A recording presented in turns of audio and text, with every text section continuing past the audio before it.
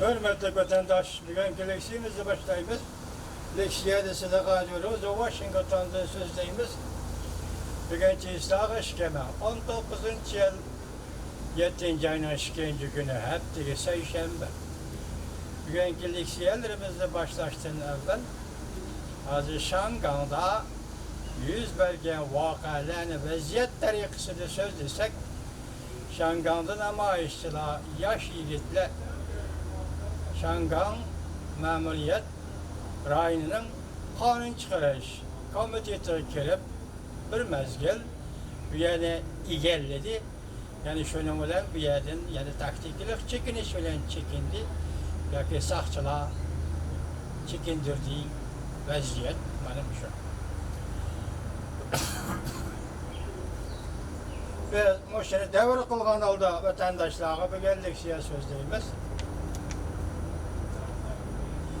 Leksiyemizin mavzusu, birinci mavzusu moşerdak.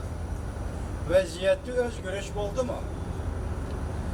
Şangan ciddi mundakça karlıdır. Ertesinden başlap hükümet binaları açılmaydı. Mavzuda haber 7. ayının 1. günü erkenlik vakt gezirtidi ilan kılındı. Haber bundak başlar. 7. ayının 1. günü Şangan'da ötközülgen namayişte geç saat 8'den 56 minut ötken peytlerde köplegen namayişçiler kanun çıkarış komitesi joylashgan binaga kelip Şangan hükümeti geç saat 9'dan 45 minut ötkende ciddi halda mundakça kaldı. İkinci günüden başlayıp hükümet binasını geçiş vaktince geciktirildi. Şangan'da namayış partlap, sakçılar bilen namayışçılar oturusunda tokunuş yüz verdi. 33 nefer er kişi ve 10 nefer ayal kişi doktorxanaga apırıldı. Mavzulu haber 7. ayının 1. günü Birleşme Gazeti ilan kılındı. Haber bundak başladı. 7. ayının 1. günü partlagan namayışta sakçılar bilen namayışçılar oturusunda konuş gelip çıktı. Köplegen kişiler doktorxanaga apırıldı. BBC torbiti bunda haber kıldı. Şangan hükümetinin bayanatçısı doktorxana başvuruş idaresinin sağlık malumatıga göre 3. saat 7'de 33 nefer kişi ve 10 nefer ayal kişi doktorxanaga apırıldı. Bunun içinde 37 nefer kişi doktorxanadan çıktı. 33 19 40 şulamdı.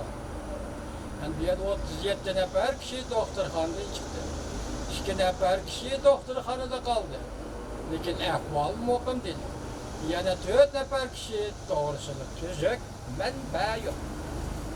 Kaç saat 6'dan sen ötkende, ağzığı maske tartkan, kolağı pələy keygen, beşiğe kaske keygen namayişçiler, saymallarını işletip, kanun çıkarış komitetini, komitetinin aldığı maşini bilen yetkilip, namayişçilara sayman tarqıtıb bədi.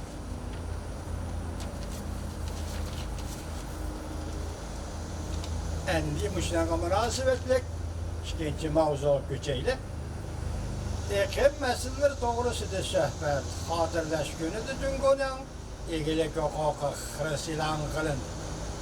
Şangan'da karşılık görüştüş Xi Jinping'in siyasi krizisi bulup kalamdı. Mavzula haber 7. ayının 1. günü Amerika vazdan Xitay programımız ilan kılındı. Haber bunda başlar.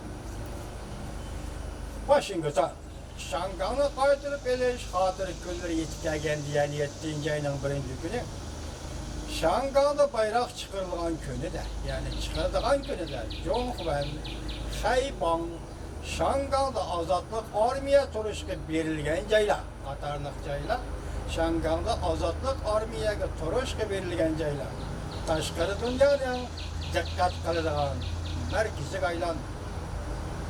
Karıştırış namayişin teşkillik içiyle ötküzüp bir işe karşı duruştan kalbisinden faydalanıp kademme kadem Cungo'nun ilgilik hukukuğa xeres tam kıldı. Şangan krizisi bargan sıra keskinleşmekte. Bu krize süreyi Xi Jinping'in siyasi krizisiga aylanıp kalamdı kanda. Şanganlıkla ötküzüp berişke karıştırıştan dastlapki galbisini kolga keltirdi. Ular yana hükümetni parallı çalga düşürüşni kollaydı.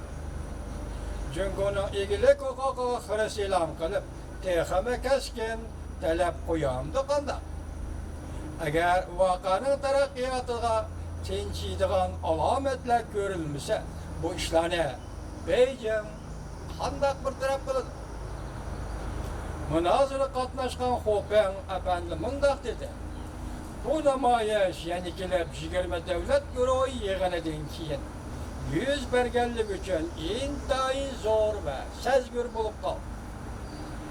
Zor dikkat kozgıdı ve sezgür bulup kaldı. İkincidir, kanunlar yerine çekindirişini ve lincin yerine taxtdan düşüşünü talep kılış bu namayişlerin şuur ve talepleri bulup kaldı.